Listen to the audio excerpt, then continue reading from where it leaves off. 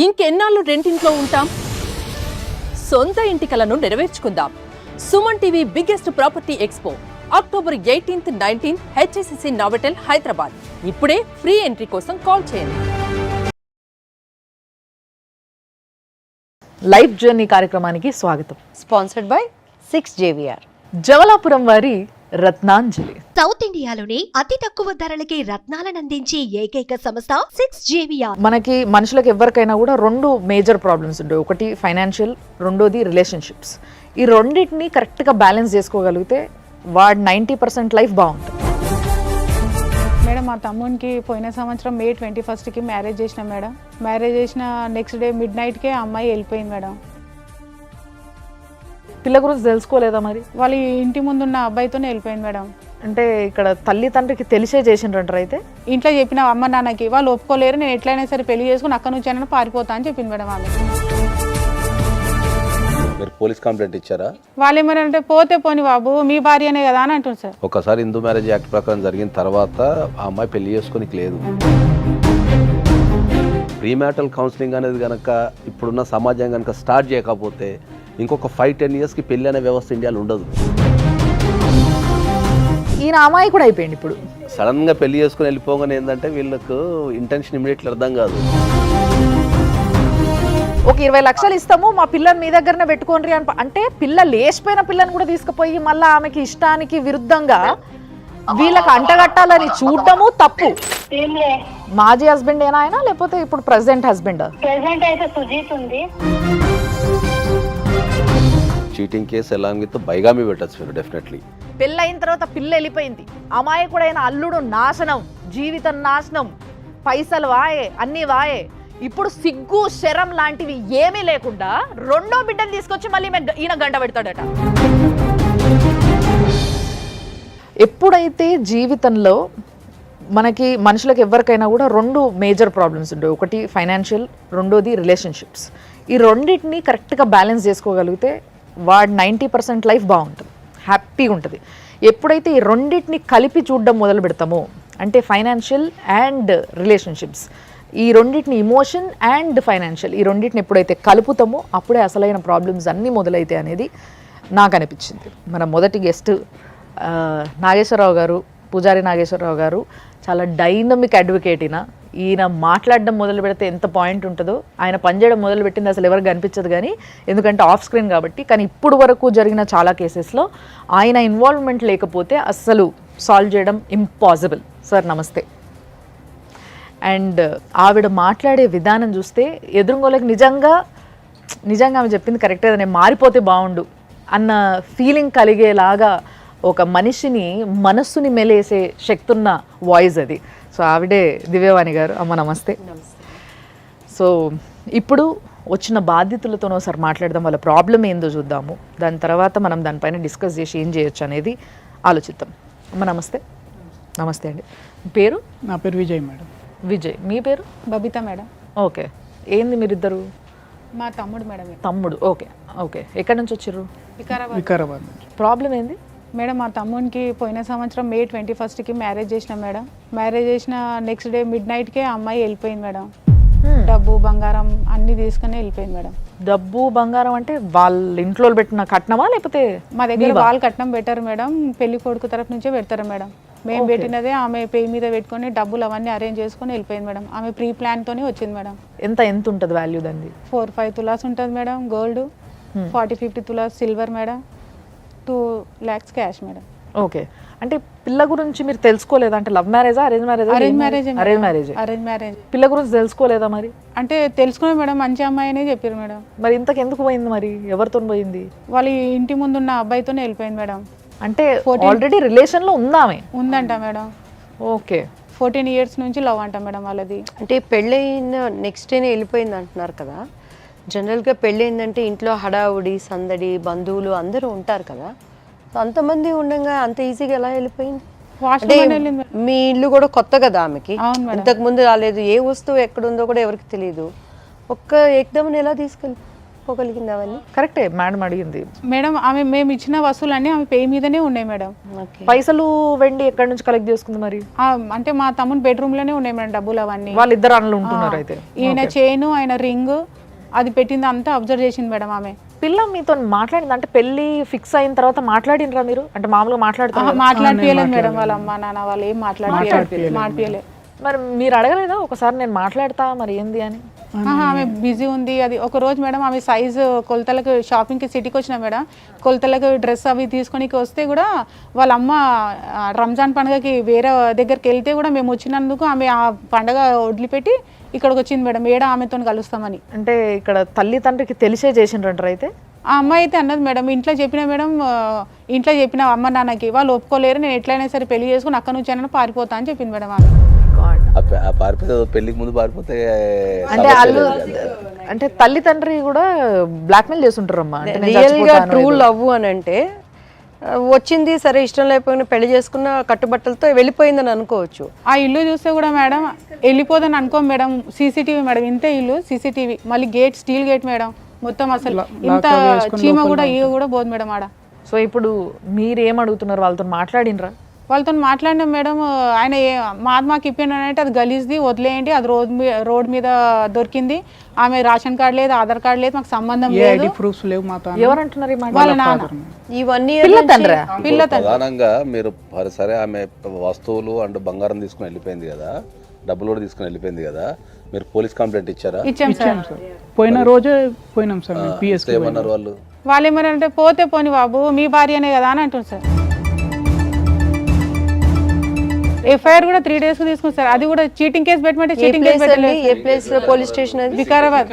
తర్వాత missing case పెట్టారా? తర్వాత మిస్సింగ్ కేసే పెట్టారు సార్. ఆపోజిట్ నుంచి వాళ్ళ అమ్మ వాళ్ళ సెకండ్ మదర్, అమ్మాయి వాళ్ళ సెకండ్ మదర్ మాకు ఫోన్ చేసింది సార్. ఫోన్ చేసి అమ్మ మీ పోలీసు వాళ్ళు చేస్తుర్రో ఏమో వెతుకుతుర్రో లేదో, మంగళహాట్ పిఎస్లో అయితే ఆ అమ్మాయి ఉంది, మీరు రండి పోలీసు వాళ్ళు తీసుకొని అంటే మేము మాకు ఉన్న ఏఎస్ఐని తీసుకొని మేమిద్దరం కలిసి వెళ్ళినాం సార్. ఆడ వెళ్తే ఆ అమ్మాయి వాళ్ళ అత్త ఇంకో ఆమె ఎవరో 3-4 ఆమె ఎవరో ఒక లీడర్ని అట్లా తీసుకొచ్చింది సార్. ఆ అబ్బాయిని అమ్మాయి ఉంది సార్, ఉంది. పోలీస్ అయినా కూడా ఏం చేసిన, ఏదమ్మా ఇట్లా పోయినావు కదా తీసుకెళ్ళినావు కదా అంటే, అవును మా నాన్నకి చెప్పినా ఒప్పుకోలేదు ఆయన, అందుకే నేను ఇట్లా చేయాల్సి వచ్చిందని చెప్పింది సార్ ఆమె. తర్వాత కేసు పరిస్థితి ఏమైంది? కేసు పరిస్థితి మేము డిఎస్పీ దాకా ఎస్పీ దాకా కూడా అట్లా పోయినాం సార్. అమ్మా చేస్తారు 2 సార్లు ఆయన ఏం చేయలేదు సార్. వాళ్ళు చేస్తారు అది ఒకటే. ఏదన్నా ఉంటే కోర్టులో వేయండి మీరు. లాయర్ దగ్గర కూడా పోయినాం సార్ మేము, కేసు వేయండి అని చెప్పినాం. అది కూడా 1 year దానికి వచ్చింది సార్. అది కూడా అప్డేట్ ఏం లేదు. ఏమన్నా అంటేనేమో స్టాంప్ లేదు, ఫైనల్ రిపోర్ట్ అని చెప్తారు సార్. ఫైనల్ రిపోర్ట్ ఎవరు సబ్మిట్ చేస్తారు? పోలీస్ వాళ్ళు కోర్టుకు సబ్మిట్ చేస్తారు ఫైనల్ రిపోర్ట్ చేస్తారు. సో జడ్జి గారు మొత్తం పరిశీలించిన తర్వాత ఫైనల్ రిపోర్ట్ అకార్డింగ్ టు లా ఉందనుకోండి, ఇమ్మీడియట్లీ షార్ట్ షీట్ చేసేసి కోర్టులో కేసు స్టార్ట్ అవుతుంది. ఒకవేళ ఫైనల్ రిపోర్ట్ వేయటంలో ఏమైనా తేడా ఉంటే జడ్జి గారు రిటర్న్ చేస్తారు. ఆ కోర్టుకు సంబంధించి ఒక కానిస్టేబుల్ ఉంటారు, అది కంపల్సరీ ఫుల్ఫిల్ చేసేస్తారు ఎంబటే. ఎందుకు పెట్టరు వాళ్ళు ఎక్కువ. అమ్మాయి ఎక్కడుంది ఇప్పుడు ప్రెసెంట్? హైదరాబాద్ అశోక్ నగర్ లో ఉంటుందని మేము తెలుసు మేడం. అంతే. వాళ్ళకి పెళ్లి జస్ట్ లివింగ్ పెళ్ళి అయింది చేసుకుంది. మేము 15 daysకి వెళ్ళాం కదా మేడం. అది నల్లపూసలతో ఇట్లా తాళి చూపిస్తుంది, నేను పెళ్లి చేసుకున్నా, నాకు ఈయననే ఇష్టం, ఈయనతోనే ఉంటా. మా నాన్న వాళ్ళు మోసం చేశారు కాబట్టి నేను మీకు చేసి. మీరు అడగలేదా మోసం చేస్తే నువ్వు నీతి మంత్రాలు అయితే వెళ్ళిపోవచ్చు కదా, మా బంగారం ఎందుకు తీసుకెళ్లారు? బంగారం డబ్బులు. మీ కమ్యూనిటీ ఏముంది అంటున్నా? వాల్మీకి మేడం. అది అంటే మీరు హిందూసే కదా? హిందూసే సార్. ఇద్దరు హిందూసే, వాళ్ళు హిందూసే మీరు హిందూసే. ఆ పిల్ల వాళ్ళ సెకండ్ మదర్ ముస్లిం అట. సరే వాట్ ఎవర్. ఇప్పుడు అమ్మాయి అయితే హిందూసే, వీళ్ళ మ్యారేజ్ హిందూ యాక్ట్ ప్రకారం జరిగింది. హిందూ సార్. ఒకసారి హిందూ మ్యారేజ్ యాక్ట్ ప్రకారం జరిగిన తర్వాత ఆ అమ్మాయి పెళ్లి చేసుకోనికి లేదు. అవును, డైవర్స్ అవ్వకుండా పెళ్లి చేసుకోనికి లేదు. ఒకవేళ చేసుకుంటే మీకు 494 కేసు, మళ్ళీ కొత్త కేసు పెట్టచ్చు మీరు పోలీస్ స్టేషన్లో. 494 పెట్టచ్చు, ప్లస్ మీరు డైవర్స్ అప్లై చేసుకోవచ్చు. ఓకే. సో ఇప్పుడు మీకు మీవి ఏదైతే తీసుకొని పోయిందో పిల్ల వస్తువులు కానీ పైసలు కానీ అవి రిటర్న్ ఇచ్చేయాలి. అంతే మేడం. అది మీరు తల్లిదండ్రులను అడిగితే ఏం చెప్తున్నారు వాళ్ళ తల్లిదండ్రి? వాళ్ళు గలీజోలు పెట్టా వదిలేయండి అంతే. లేదు నేను ఇప్పిస్తా అవన్నీ ఏం లేదు. అంటే వాళ్ళకు కూడా తెలిసి జరిగింది కాబట్టి వాళ్ళు అమ్మాయిని ఫోర్స్ చేసింది కాబట్టి ఇప్పుడు ఆ అమ్మాయి దగ్గరికి వెళ్ళి అడిగే ఎంత ధైర్యం ఉండకపోవచ్చు. వాళ్ళ ఆపోజిట్ వాళ్ళు సార్, వాళ్ళకి వీళ్ళకి అస్సలు పడదు సార్. భారతదేశంలో ఇది ఇప్పుడు నేను చాలా వేదికల మీద కొన్ని లక్షల మందికి నేను చెప్తున్నా, భారతదేశంలో వివాహ వ్యవస్థ అనేది ఫెయిల్ అయింది. దాన్ని చాలా సందర్భాల్లో చాలా స్పష్టంగా చెప్తున్నా. ఫెయిల్ అయిన తర్వాత దాన్ని రిపేర్ చేసుకోవాల్సిన బాధ్యత కూడా మనపైనే ఉంటుంది. ఓకే, మన దగ్గర ఇప్పుడు ఈ పెళ్ళికి తీసుకుంటే ఏంటంటే బిఫోర్ మ్యారేజ్ అనేది మన దగ్గర ఒక సిస్టమ్ ఉంటుంది. జనరల్గా ఒక ఎంగేజ్మెంట్ సెరమనీ ఉంటుంది, దానికంటే వాళ్ళ ఇంటికి వెళ్ళడం ఉంటుంది. పూర్వకాలంలో ఏంది అంటే ఒక 4 సార్లు ఫస్ట్ ఒకరిని పంపించి రెక్కి నిర్వహించి తర్వాత వాళ్ళంతా బాగున్నారు, ఫైనాన్షియల్గా ఉన్నారు అనుకున్న తర్వాత చుట్టుపక్కల జనాల్ని విచారించి తర్వాత అట్లా ఒక 6-7 సార్లు పోవటం అనేది ఇట్లా ఫ్రీక్వెంట్గా జరుగుతుండే. ఈ జరిగే క్రమంలో ఏంటంటే ఏదో ఒక విషయం బయటకు వస్తుంటుంది. ఓకే, బయటకు వచ్చినప్పుడు దాని నుంచి ఆపటమో దాన్ని సరిదిద్దడమో చేస్తుండే. ఆ అమ్మాయి ఓపెన్గా తండ్రితో చెప్పింది నాకు ఈ పెళ్లి ఇష్టం లేదు అని. బాధితుడిగా తినికి అసలు తెలీదు వాట్ హ్యాపెండ్ అని. ఇక్కడ తప్పు ఎవరిది? తల్లిదండ్రులు 100% తల్లిదండ్రులు. సో ఇప్పుడు పోనీ తల్లిదండ్రులు తప్పన్నప్పుడు ఆ అమ్మాయి ఆటోమేటిక్గా తన పరిస్థితుల ప్రభావం వల్ల తెలియకుండా ఒక దొంగ కూడా అయిపోయింది. తను ప్రేమించిన అబ్బాయిని పెళ్లి చేసుకోలేకనో, కొంతమందికి పెళ్ళి అంటే ఇష్టం ఉండదు అమ్మాయిలకి. జనరల్గా రకరకాల కారణాలు కావచ్చు. ఇండియాలో that is the biggest problem. ఇండియాలో మోడరేషన్ ప్రాబ్లం ఏంది అంటే చాలామందికి ఫిజికల్ కాంటాక్ట్ మీద అవగాహన లేని అమ్మాయిలు కూడా ఉన్నారు. సో ఇవన్నీ పెళ్ళికి ముందు ఏంటంటే కంపల్సరీ కౌన్సిలింగ్ అనేది ఇవ్వమని, నేను ప్రీమ్యాటల్ కౌన్సిలింగ్ అనేది నవే డేస్ ఇండియాకి చాలా అవసరం. ఇప్పుడు ఏమైనా ఒక డైవర్స్ అడ్వకేట్ కిందనో లేకపోతే మ్యారేజెస్ ఫెయిల్ అయినో తిడుతున్నారు తప్ప ఒక పెళ్లి చేసేటప్పుడు ప్రీమ్యాటల్ కౌన్సిలింగ్ అనేది చాలా అవసరం ఇప్పుడున్న సమాజానికి. ఒకవేళ ప్రీమ్యాటల్ కౌన్సిలింగ్ అనేది కనుక ఇప్పుడున్న సమాజం కనుక స్టార్ట్ చేయకపోతే ఇంకొక 5-10 ఇయర్స్కి పెళ్ళి అనే వ్యవస్థ ఇండియాలో ఉండదు. యువత మేబీ సెల్ ఫోన్స్ ద్వారా కానీ అండ్ ఒక్కొక్కరు చేసే ఇన్సిడెంట్స్ ద్వారా దాన్ని కనెక్ట్ అయిపోతున్నారు. మంచి కన్నా టెక్నాలజీ అనేది జీవితాన్ని ఎప్పుడో పర్సనల్ జీవితాన్ని నాశనం చేసేసింది టెక్నాలజీ. పూర్వకాలంలో ఎవరన్నా ఒక అమ్మాయి ప్రేమించింది అనుకుందాం, సపోజ్ ప్రేమించిన తర్వాత ఇంట్లో పసిగట్టారు. పసిగట్టిన తర్వాత ఏం చేశారు? అరే పసిగట్టిన తర్వాత సమాజంలో ఇది చేసిపోద్దనో లేకపోతే ప్రేమించిన అబ్బాయి మంచోడు కాదనో లేకపోతే కులాల డిఫరెన్స్ ఉన్నాయని చెప్పేసి అమ్మాయికి ఏం చేస్తుండే, బలవంతంగా వేరే పెళ్లి చేస్తుండే. సో బలవంతంగా వేరే పెళ్లి చేసిన తర్వాత ఏంది, ఆ అమ్మాయి వేరే ఊరికి వెళ్ళిపోతుండే. ఊరికి వెళ్ళిపోయిన తర్వాత అప్పుడు ఒకవేళ ప్రేమించిన వ్యక్తిని కాంటాక్ట్ చేయడానికి అప్పుడు సెల్ ఫోన్స్ కానీ ఇవన్నీ లేవు. లేనప్పుడు ఈ అమ్మాయి అక్కడికి పోయిన తర్వాత ఏం చేస్తుండే, ఆ కొత్త ఇంటికి పోయినప్పుడు ఏం చేస్తుండే, ముఖాభావంగా ఉండటము లేకపోతే డిప్రెషన్లు ఉండటము ఈ రకరకాలు ఉంటుండే. ఉన్నప్పుడు వాళ్ళు ఏమనుకుంటుండే, పెళ్ళైన అత్తమామలు కానీ కొత్త కదా, కొత్త ఇంటికి వచ్చింది కదా, తల్లిదండ్రులు మిస్ అవుతుందేమో అని వీళ్ళు ఆ కొరంలో ఉంటుండే.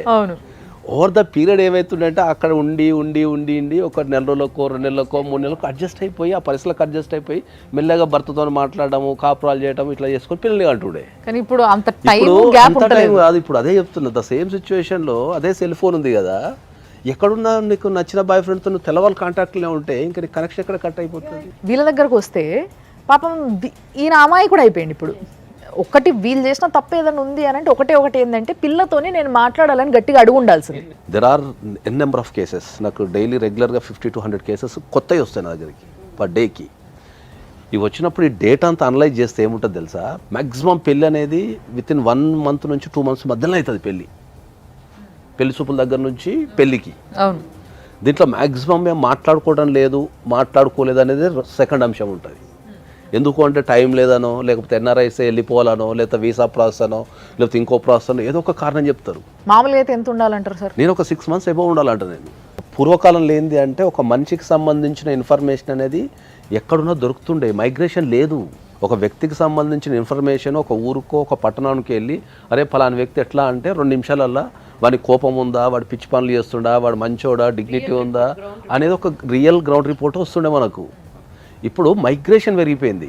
ఇప్పుడు పుట్టంగానే తీసుకెళ్ళి హాస్టల్లో వేయటమో లేకపోతే చదువుల కోసం తల్లిదండ్రులు, జాబ్ల కోసం తల్లిదండ్రులు ఇంకో దగ్గర ఉండి పిల్లల్ని ఇంకో దగ్గర పెట్టడము, ఈ కుటుంబాలు అనేటివి విచ్ఛిన్నం అయిపోయిన తర్వాత ఎక్కడ కూడా మనకు రియల్ రిపోర్ట్ ఒక వ్యక్తికి సంబంధించిన రిపోర్ట్ రావడం లేదు.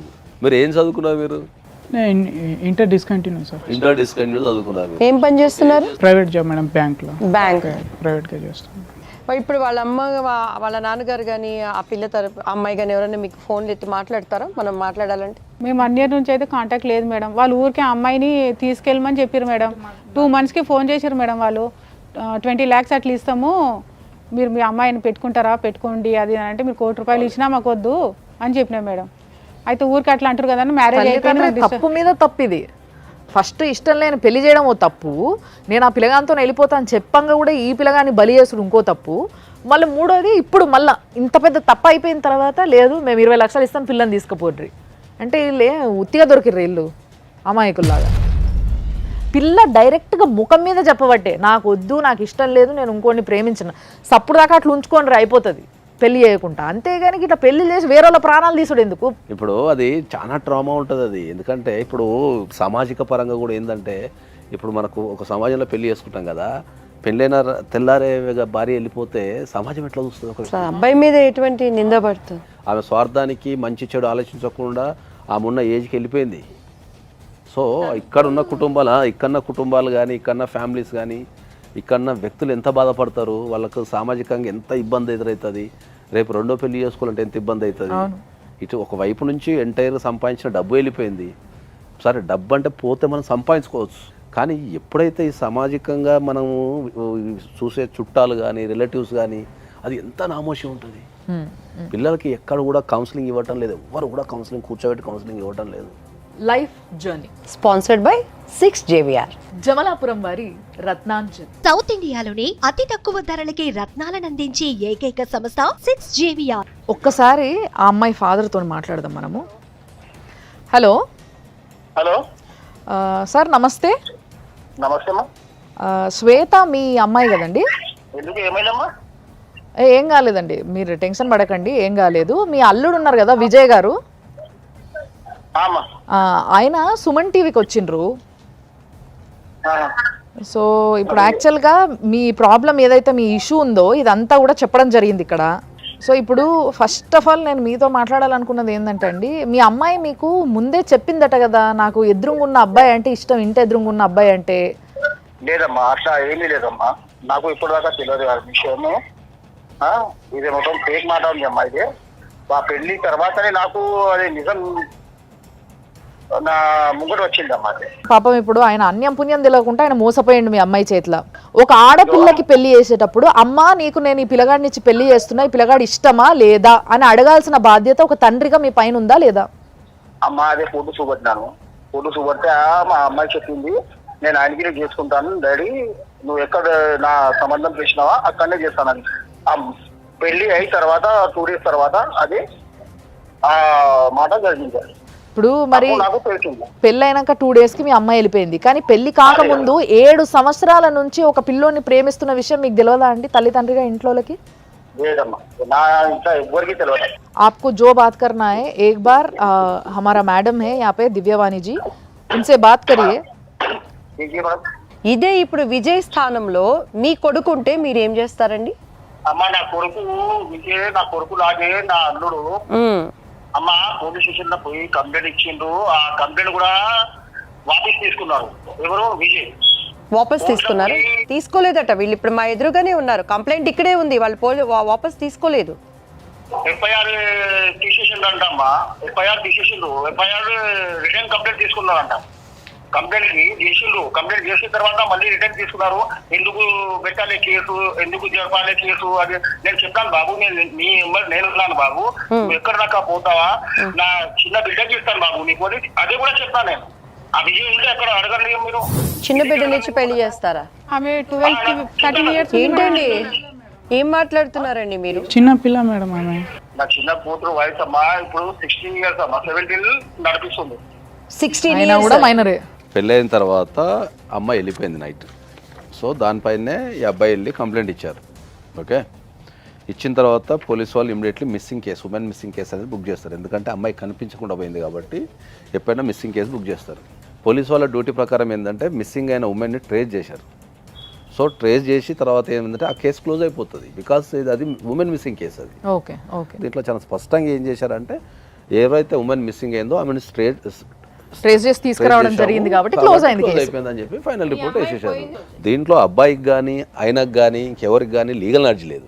ఓకే, పెట్టిన తర్వాత అమ్మాయి స్ట్రెస్ అయింది. అంటే వీళ్ళు చేసిన తప్పు ఏంటంటే ఈ నగలు ఎత్తుకుపోయింది ఇవన్నీ మెన్షన్ చేసి ఒక చీటింగ్ కేసు కింద ఏం పెట్టలేదండి. ఇప్పుడు దీంట్లో ఏంటంటే ఒక వాక్యం అయితే రాశారు, ఒక్కటే లైన్. ఎందుకంటే కంప్లైంట్ చాలా చిన్నది. కంప్లైంట్ అనేది ఎక్స్పర్ట్స్ రాయగలిగితేనే అది బ్యూటిఫుల్గా ఉంటుంది, దాంట్లో ఏం రాయాలో ఏమొద్దో అని ఉంటుంది. మ్యాక్సిమం కంప్లైంట్స్ అనేది ఎమోషనల్గానో లేకపోతే అర్థం కాకనో టెన్షన్లో రాసేస్తారు. వెళ్తూ ఇవన్నీ తీసుకొని వెళ్ళిపోయిందని రాసిండు ఆయన. ఈయన రాయాల్సింది ఏముంటుంది, ఇంటెన్షనల్గా నన్ను పెళ్లి చేసుకొని ఎస్ సడన్గా పెళ్లి చేసుకుని వెళ్ళిపోగానే ఏంటంటే వీళ్ళకు ఇంటెన్షన్ ఇమీడియట్లీ అర్థం కాదు. ఎస్ ఓవర్ ద పీరియడ్ అంటే ఒక 1 మంత్కో 15 డేస్కో అప్పుడు ఓవర్ ద పీరియడ్ వీళ్ళకి అర్థమవుతుంది. ఎగ్జాక్ట్లీ. సో వీళ్ళు ఆ షాక్లో ఉంటారు కాబట్టి మ్యాక్సిమం ఫ్యాక్ట్స్ మాత్రమే చెప్పగలుగుతారు. బిహైండ్ ద ఫ్యాక్ట్స్ ఏముందనేది వాళ్ళు రాయలేరు. అది థర్డ్ పార్టీ ఎక్స్పర్ట్ మాత్రమే రాయగలుగుతాడు. ఇప్పుడు నేనున్నా అనుకో, ఇట్లాంటి సమస్యలు రోజు కొన్ని 100 చూస్తాం కాబట్టి మేము బిహైండ్ ద రీజన్ అంటే ఈ ఇన్సిడెంట్ జరిగింది కదా దీని వెనక రీజన్ ఏమై ఉండొచ్చు అనేది మీరు ఆలోచిస్తారు. అట్లా నెక్స్ట్ లెవెల్ ఏం చేయాలా, ఇదే కంప్లైంట్ని మళ్ళీ మనం చీటింగ్ కేసు కింద పెట్టచ్చు. తర్వాత ఒకవేళ పెళ్ళైనట్టు అమ్మాయికి పెళ్ళైనట్టు ఏమైనా ప్రూఫ్స్ ఉన్నా ఆ అమ్మాయి చెప్పిన 494 అంటే మనకు వేరే వివాహం చేసుకుంది కాబట్టి మనం దాన్ని బైగామి అంటాం. బైగామి అంటే ఏంటంటే ఆల్రెడీ ఒక మ్యారేజ్ ఎగ్జిస్టింగ్లో ఉండగా వితౌట్ టేకింగ్ ఎనీ డైవర్స్ ఇంకో వ్యక్తిని పెళ్లి చేసుకుంటే బైగామి అంటాం. బైగామి కింద కూడా ఆయన ఇమ్మీడియట్లీ కేసు పెట్టారు. దానికి శిక్ష ఎలా ఉంటుందండి? బైగామికి మీకు అప్ టు 5 years జైలు శిక్ష పడుతుంది. మేము అడుగుతున్నది ఒకటేనండి, సింపుల్గా చెప్పేయండి. మీ నిర్ణయం ఏమనుకుంటున్నారు? వాళ్ళ బంగారం పెళ్ళికి ఏం పెట్టారో అది ఇచ్చేస్తారా, లేకపోతే కోర్టుకు వెళ్ళి చూసుకోమంటారా? కోర్టుకు వెళ్ళి చూసుకోమంటారు. ఓకేనండి. సో ఇది ప్లాన్డ్ అండి నాగేశ్వరరావు గారు. సురేందర్ గారు, మీరు మీ బిడ్డకి ఏది ఇష్టమో ఏది ఇష్టం లేదో తెలుసుకోకుండా పెళ్లి చేయడము, ఆ పిల్ల వెళ్ళిపోయిన తర్వాత కూడా రీసెంట్గా 2 నెలల కింద వాళ్ళకి ఒక 20 లక్షలు ఇస్తాము మా పిల్లని మీ దగ్గరనే పెట్టుకోండి అని అంటే పిల్ల లేచిపోయిన పిల్లని కూడా తీసుకుపోయి మళ్ళీ ఆమెకి ఇష్టానికి విరుద్ధంగా వీళ్ళకి అంటగట్టాలని చూడడము తప్పు. మొత్తం కేక్ మాట అమ్మా. 2 నెలల తర్వాత అదే చెప్పినా నేను, అదే కేక్ మాట 20 lakhs ఇస్తాను. మీరు ఏదైతే మాట్లాడిందో అది కాల్ రికార్డ్ కూడా ఉందండి. అది పక్కకు పెడితే ఇప్పుడు మా అందరి సమక్షంలోనే మీరు ఏమన్నారు, నా చిన్న పిల్లని ఇచ్చి పెళ్లి చేస్తా అన్న ఆయన్నే చేసుకోని అన్నాడు. అది కరెక్టా? మైనర్ పిల్లని ఈయనకు అంటగట్టడం ఏంది ఒకటి. రెండోది ఫస్ట్ పిల్ల మోసం చేసిపోయింది కాబట్టి ఇంకో పిల్లని ఇస్తా అని అంటే మీరు పిల్లల్ని అన్నది ఎందుకు? ఇట్లా ఎవరికి పడితే వాళ్ళకి ఇష్టం వచ్చినట్టు వరుస పెట్టి పెళ్ళిళ్ళకి ఇచ్చేసేటందుక? అంటే మీ అభిమానము, మీ యొక్క ప్రెస్టేజ్, మీ యొక్క మర్యాదనే ఇంపార్టెంటా మీకు? ఆడపిల్లలంటే మీకు అంత ఇదిగా అనిపిస్తున్నారా? అంత మాట లేదమ్మా నాకు. ఎందుకంటే నా అల్లుడు మంచోడు. అవునండి, మీ అల్లుడు మంచోడు కాబట్టే సైలెంట్గా ఉన్నాడు. ఇక్కడ దాకా వచ్చింది సైలెంట్గా ఉన్నాడు. అదే జర్ర కొంచెం తెలిసి ఉండి జర గట్టిగా ఉండుంటేలే ఈ పాటికి 4 తగిలి ఇచ్చేటోడు వచ్చి. जाबोलाल को मालूम है बाबू, तुम्हारी शादी मेरी छोटी बेटी के साथ करता हूँ. अभी मेरी बेटी 16 years की है. अभी तुम्हारे को 2-3 साल सबर करो बेटा. मैं 3 साल सबर करे तो मैं तुम्हारी शादी करता हूँ. मुझे बोला आपके बेटी से पूछे क्या इनको शादी करने के लिए तैयार है उन्हें?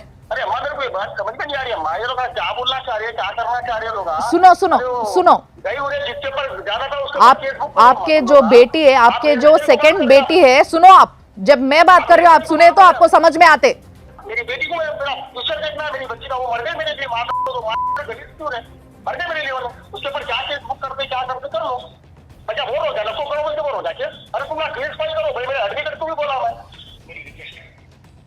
ఇంతకన్నా దరిద్రమైన తల్లి తండ్రులు ఎవ్వరు ఉండరని నేను డైరెక్ట్గా చెప్తా. అరే బిడ్డకి పెళ్ళి చేసిర్రు, ఆ పిల్లకి ఇష్టమా లేదా? లేదు. పెళ్ళి అయిపోయింది. పెళ్ళి అయిన తర్వాత పిల్ల వెళ్ళిపోయింది. అమాయకుడైన అల్లుడు నాశనం, జీవితం నాశనం, పైసలు వాయే, అన్నీ వాయే.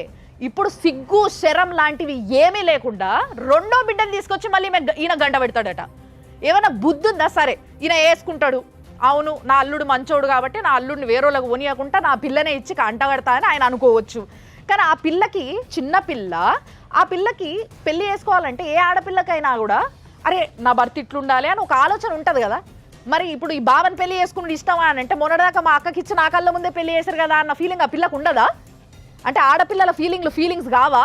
సో దీనికి అంతటి కన్నింగ్ వాట్ ఈజ్ ఆయన మైండ్ సెట్ ఏంటంటే ఎక్కడ డబ్బులు ఇవ్వాల్సి వస్తుందో, రైట్ అండి, డబ్బులు ఇప్పుడు ఇవ్వాల్సి వస్తుంది, కూతురు తీసుకున్న దొంగతనం ఇంకంతే తప్పించుకుని. ఇప్పుడు ఆల్రెడీ ఆయన మైండ్ ఎంత ధైర్యం లేకపోతే కోర్టులో చూసుకోండి అంటున్నాడు. ఇప్పుడు అడ్వకేట్ గారు ఒక పక్కన చెప్తున్నారు ఇట్స్ లీగల్, ఆ ఫోటోలు ఉన్నా కూడా ఇరుక్కుంటారని చెప్తున్నా కూడా ఆయన అంత ధైర్యంగా చెప్తున్నాడంటే ఈజ్ కన్నింగ్ ఫెలో అని అర్థమైపోతుంది. సో మీరు ధైర్యంగా ఉండి అడ్వకేట్ గారిని సంప్రదించి మీరు ఇంక్లూడింగ్ మీ అత్తామామల మీద కూడా మీరు చీటింగ్ కేసు పెట్టచ్చు. ఫస్ట్ అత్తామామల చీటింగ్ కేసు పెట్టచ్చు. Cheating case along with bigamy పెట్టచ్చు మీరు డెఫినెట్లీ. రెండోది వచ్చేసి మీరు కంపల్సరీ డైవర్స్ ఒకవేళ మీకు కావాలి అనుకుంటే మీరు డైవర్స్ 494 పెట్టుకుంటే మీకు డైవర్స్ ఈజీగా వచ్చే అవకాశం ఉంటుంది. తర్వాత మీరు డైవర్స్తో పాటు మీరు డైవర్స్లో కానీ లేకపోతే సపరేట్గా కానీ ఇప్పుడు ఆమె ఎత్తుకెళ్ళిన బంగారం అండ్ మనీ రికవరీ సూట్ కూడా వేసుకోవచ్చు మీరు. శ్వేత మాట్లాడుతున్నావు అమ్మా? నేను శ్వేతానే మాట్లాడుతున్నా మేడం. ఓకే అండి, నేను సుమన్ టీవీ నుంచి మాట్లాడుతున్నా. మీ మాజీ హస్బెండ్ విజయ్ ఉన్నాడు కదా, ఏంలే మాజీ హస్బెండ్ ఏనా ఆయన లేకపోతే ఇప్పుడు ప్రజెంట్ హస్బెండ్? ప్రెసెంట్ అయితే సుజీత్ ఉంది. సరే, ఇప్పుడు ఇంతకుముందు విజయ్ అనేట నేను పెళ్లి చేసుకున్నావు కదా తల్లి, మీ తల్లిదండ్రులు పెళ్లి చేసిరు కదా నీకు బలవంతంగానో ఏదో ఒక విధంగా, ఆయనకు విడాకులు ఇచ్చినావు అమ్మ నువ్వు? ఇయ్యలే. మరి ఇయ్యకుంటూ ఇంకో పెళ్లి ఎట్లా చేసుకుంటావు అమ్మ నువ్వు? అది మొత్తం ఖతం అయిపోయింది కదా, మేము పిఎస్ లో మాట్లాడినాం. పిఎస్ లో అమ్మ ఖతం అయిపోయింది అని ఎప్పుడు అంటారు తెలుసా? నువ్వు డివోర్స్ ఇచ్చినప్పుడు అంటారు. డివోర్స్ ఎందుకు ఇవ్వలేదు మరి? నువ్వు డివోర్స్ ఇచ్చేసి వాళ్ళ సొమ్ములో ఏవైతే పట్టుకపోయినా అవి వాళ్ళకి ఇచ్చేసి నువ్వు ఎవరితో నువ్వైనా బాధ ఉండేది కాదు కదా. పాపం ఆ పిల్లగాడు అట్లా ఉన్నాడు కదా. ఆయన కూడా వేరే పెళ్లి చేసుకున్నా మేడం, ఆయన కూడా వేరే పెళ్లి చేసుకుని నేను కూడా వేరే పెళ్లి చేసుకున్నా. నీ మాజీ హస్బెండ్ విజయ్ ఇక్కడనే ఉన్నాడు. అయ్యా నీకు ఇంకో పెళ్లి అయిందా? పెళ్లి చేస్తారా? నిజం చెప్పండి. కాలేదు మేడం. నీకు ఎవరు చెప్పారు ఆయన పెళ్లి అయిందని? లేదు మేడం, నేను ప్రెగ్నెంట్ ఉన్నా, ఎక్కువ నాకు అవసరం లేదు. 8 months నడుస్తుంది, నాకు అవసరం లేదు ఎవరితో. సరే, మరి ప్రెగ్నెంట్ ఉన్నావు కదా, ఓకే, వాళ్ళు నీ పైన కేసు వేసుకుంటారంట. వాళ్ళు నువ్వు విడాకులు ఇవ్వకుండా పెళ్లి చేసుకున్నావు కాబట్టి అది కరెక్ట్ కాదు, దానిపైన వాళ్ళు కేసు వేసుకుంటారంట. అదే చెప్పడానికి ఫోన్ చేసిన, ఓకేనా? నా హస్బెండ్ వచ్చినాక మాట్లాడిస్తా. సరే, మంచి. కనీసం ఆ అమ్మాయికి ఉన్నంత స్పష్టత కూడా మీకు లేకుండా పోయింది లాలో.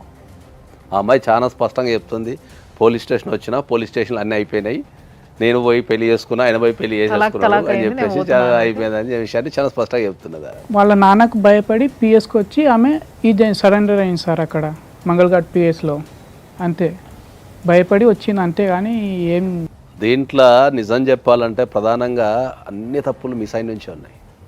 వెరిఫై చేసుకోవాల్సిన బాధ్యత. ఒకవేళ ఆ అమ్మాయి మాట్లాడతాను లేదు పెళ్ళికి ముందే అంటే ఎందుకు మాట్లాడతాను లేదు, ఆ సమస్యని మీరు అక్కడనే సాల్వ్ చేసుకొని ఉంటే, ఒకవేళ అమ్మాయితో మాట్లాడి వాళ్ళ ఫాదర్ వాళ్ళకి మాట్లాడు. నేను కాదంటాను లేనమ్మా, మన భారతదేశంలో రకరకాల కులాలు, మతాలు, పద్ధతులు, ఆచారాలు కొన్ని వందలు ఉంటాయి. ఇప్పుడున్న సమాజంలో పెళ్ళికి ముందు కంపల్సరీ మాట్లాడాల్సిన అవసరం ఉంది. సో అక్కడ ఒక తప్పు జరిగిపోయింది. దాని తర్వాత ఏమైంది, లీగల్గా తీసుకునే ప్రొసీడింగ్స్ కూడా చాలా గట్టిగా లేవు. అది మెయిన్, దట్ ఈస్ మెయిన్ అండి. లీగల్గా కనుక స్టార్టింగ్లోనే ఇప్పుడు ఒకవేళ ఇప్పుడు మిస్సింగ్ కేసు పెట్టారు కదా, ఈ మిస్సింగ్ కేసు క్లోజ్ అయిన ఎంబటే ఇమీడియట్లీ మళ్ళీ చీటింగ్ కేసు ఎంటైర్ ఫ్యామిలీ మీద కనుక పెట్టుంటే ఎలాంగ్ విత్ అంటే వీళ్ళకు కూడా తెలుసు, వీళ్ళు ఫాదర్ మదర్ తెలుసు. ఒకటి నాగేశ్వరరావు గారు, ఒకవేళ ఆ అమ్మాయి మోసం చేయాలనుకుంటే మాట్లాడినా కూడా మోసం చేస్తుండొచ్చు, తండ్రికి భయపడి. ఫాస్ట్ అయింది. ఇప్పుడు వీళ్ళకి కావాల్సింది ఏంటి? డబ్బు కావాలి, లీగల్గా డివోర్స్ కావాలా, డబ్బు మనం చేయగలమా? మనం డెఫినెట్లీ చేయొచ్చు. దాంట్లో మీకు అదే ఇబ్బంది ఏం కదా లేదు. అంతే మేడం. అమ్మాయి ఇప్పుడు తీసుకోరు. దీంట్లో డైవోర్స్ చాలా ఈజీగా వచ్చేస్తుంది. ఎందుకంటే ఆల్రెడీ అమ్మాయి వేరే మ్యారేజ్ చేసుకుంది, ఆల్రెడీ కన్సీవ్ అయిపోయింది, కాబట్టి ఆమె దొరికిపోయింది. ప్రెగ్నెన్సీ లేదు అంటే మనం మ్యారేజ్ని ప్రూవ్ చేయడం కష్టం. తనే నోటితో చెప్తుంది, మనకు అక్కడ రేపు కోర్టుకు పిలిచినా కూడా సాక్ష్యాలు ఉంటాయి, పిల్లలు ఉంటారు, కాబట్టి ఆయనకు డైవోర్స్ అనేది చాలా ఈజియెస్ట్ ప్రాసెస్. రెండోది క్రిమినల్ కేసు అనేది కూడా ఆయన పెట్టుకోవచ్చు. తను ఏమైతే దొంగతనంగా తీసుకువెళ్ళిపోయిందో వాళ్ళకి క్యాష్ కానీ ఆ సొమ్ము ఈ కేసులో డెఫినెట్లీ వస్తాయి. సో ఇప్పుడు వరకు మీరు తెలుసో తెలియకనో చేసిన తప్పులు ఏవైతే ఉన్నాయో వాటిని సరిదిద్దుకుంటూ మీరు ఇప్పుడు కొంచెం ఆ గైడెన్స్లో మీరు ఏమేమి కేసులు వేయాలి, ఎట్లా వాటికి తగ్గట్టుగా మీరు ఇది చేసుకోవాలనేది చూసుకొని చాలామంది మన దగ్గరకు వచ్చిన maximum cases 100 out of 100 cases వాళ్ళు ఎంత చదువుకున్న వాళ్ళైనా చదువు లేని వాళ్ళైనా చేస్తున్న తప్పు ఎక్కడుంది అని అంటే చట్టాలు తెలుసుకోకపోవడం. సో చట్టం అనేది కొంచెం నాలెడ్జ్ ఉంటే దానిపైన ఏ టైంలో ఏ కేసు వేయాలి, మన వైపు ఏముంది వాళ్ళ వైపు ఏముంది అనే నాలెడ్జ్ తెచ్చుకుంటే ప్రతి ఒక్కరికి కష్టము నష్టము చెప్పిరావు, వచ్చినప్పుడు వాడుకోవడానికి ఉంటుంది. ఇక్కడ తింది తప్పు లేదు. మన సంప్రదాయాలు మాట్లాడుకుంటారు, కొంతమంది మాట్లాడుకోరు. ఇప్పుడు కల్చర్ పెరిగింది సార్, టు బి ఫ్రాంక్.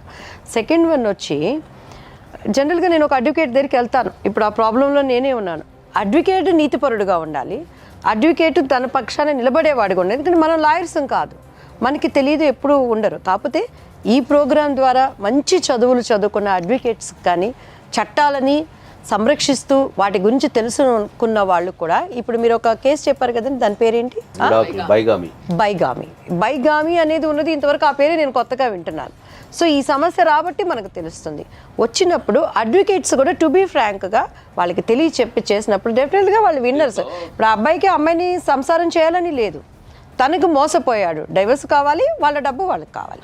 దీంట్లో ప్రధానంగా వీళ్ళకు ఈ పోలీసు వ్యవస్థ నుంచి కూడా అంటే వాళ్ళు ఇక్కడ పేపర్ డాక్యుమెంటేషన్ ప్రకారం అయితే ఇక్కడ కరెక్టే ఉంది, కానీ పోలీస్ స్టేషన్లో ఏం జరిగింది అనేది కానీ ఆయనకు సరైన నాలెడ్జ్ లేదు. జనరల్గా ఆయనకు సరైన నాలెడ్జ్ ఇవ్వాల్సిన బాధ్యత పోలీసు వాళ్ళ మీద కూడా ఉంటుంది. భారతదేశంలో కానీ ఈ భూప్రపంచంలో ఏ దేశంలో అయినా సరే పోలీసు వాళ్ళని చూసినా, పోలీస్ స్టేషన్ అన్నా, పోలీస్ స్టేషన్కి వెళ్ళాలన్నా, పోలీసు వాళ్ళతో మాట్లాడినా ఒక రకమైన భయం ఉంటుంది. ఆ భయాన్నే జనరల్గా ఏమంటారు అంటే టెక్నికల్ టర్మాలజీలో ఏమంటారు అంటే కాఫియోపోబియా అంటారు. దట్ ఇస్ ఒక పోబియా అది. ఓకే. అంటే వీళ్ళు పోలీస్ స్టేషన్కి వెళ్ళినప్పుడు వాళ్ళకి కావాల్సిన ఇన్ఫర్మేషన్ అడగలేరు. ఇప్పుడు ఈ కేసులో నాకు ఇన్ఫర్మేషన్ ఇవ్వండి, అసలు ఏం జరిగింది, ఆయనకు మినిమం అంటే ఏమంటాడంటే ఆయన ఇప్పుడు వచ్చి మనతోని షార్ట్ షీట్ ఫైనల్ రిపోర్ట్కి ఏదో స్టాంప్ పెట్టలేదు సార్, దానివల్ల రిటర్న్ అయింది అని చెప్పి అని చెప్తున్నారు. సో అక్కడ పోలీసు వాళ్ళకి ఇచ్చేంత అంటే వాళ్ళు ఉండే బిజీలో వీళ్ళకి ఇన్ఫర్మేషన్ ఇచ్చి వీళ్ళకి కౌన్సిలింగ్ ఇచ్చేంత ఉండదు. పోలీసు వాళ్ళు మన రక్షణ కోసము, మన ఎదుగుదల కోసము, మన అభివృద్ధి కోసం ఉంటారు. వాళ్ళు కూడా డెఫినెట్లీ ఏంటంటే ఎవరైనా కష్టంతో వచ్చినప్పుడు డెఫినెట్లీ వాళ్ళు కూడా ఇలాంటి వ్యక్తులకు కొద్దిగా లీగల్ నాలెడ్జ్ ఇవ్వాలా. సో అది లెక్క. సో తప్పకుండా విజయ్కి అడ్వైస్ పరంగా ఏ విధంగా అయితే హెల్ప్ చేయొచ్చో ఆ విధంగా హెల్ప్ చేయడం జరుగుతుంది. అండ్ దీని గురించి తర్వాత కూడా డిస్కషన్ నడుస్తుంది డెఫినెట్గా. బట్ అందరికీ ఈ కేసులో కేవలం వాళ్ళు కాదు, ఇలాంటి చిన్న చిన్న విషయాలల్లో చాలా పెద్దగా చేసుకొని చేతులారా తెలుసుకోకుండా, నాలెడ్జ్ లేకుండా చేతులారా చాలా పెద్దగా చేసుకొని ఎంతోమంది బలైపోతుంటారు, ఎంతోమంది జీవితాలు బలైపోతూ ఉంటాయి.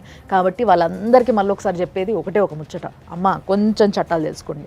లేదు కుదురుతలేదు, ఏడ తెలుసుకోవాలనో ఎవరిని అడగాలనో అర్థమవుతలేదు అని అంటే మన ప్రోగ్రామ్ చూడండి సరిపోతుంది. ఏదో మా రేటింగ్స్ కోసం కాదు, ఓన్లీ మీ నాలెడ్జ్ కోసం చూడండి. తప్పకుండా సార్ చెప్పే ప్రతి మాట మీకు ఎక్కడనో ఒక దగ్గర పనికి రావచ్చు, ముందుగానే ప్రిపేర్ అయి ఉండండి. అండ్ దయచేసి పోలీసులకు కూడా ఒక రిక్వెస్ట్, చాలామందికి చట్టాలు తెలియవు, వచ్చిన వాళ్ళకి అసలు ఏం అడగాలనో తెలియదు, వాళ్ళు ఏం చెప్పినా కూడా సరే అని తలకాయ ఊపి వెళ్ళిపోయేటోళ్ళు చాలామంది ఉంటారు. ఎందుకంటే పోలీసు వాళ్ళు అంటే ఒక భయం, ఇప్పుడు సార్ చెప్పినట్టుగా అదొక ఫోబియా. సో అందుకోసమే కొంచెం దయచేసి వచ్చిన వాళ్ళకి జరిగిన అన్యాయం ఏందో ఇని వాళ్ళు ఏ కేసు పెట్టుకుంటే ఏంది, ఏం జరుగుతుంది, వాళ్ళ దిక్కు న్యాయం ఎంత ఉంది, ఇవన్నీ కూడా ఐడెంటిఫై చేసి వాళ్ళకి కొంచెం గైడ్ చేసేటోళ్ళు ఒకళ్ళు ఉంటే బాగుంటుంది. మీ బిజీలో మీరు ఉంటారు, మీరు ఏం ఖాళీ ఉండరు నాకు తెలుసు. కాబట్టి ఒకరిని అట్లీస్ట్ అట్లా అపాయింట్ చేసుకోండి అని చెప్పి నేను ఒక రిక్వెస్ట్ పెడుతున్నా. చూసారు కదా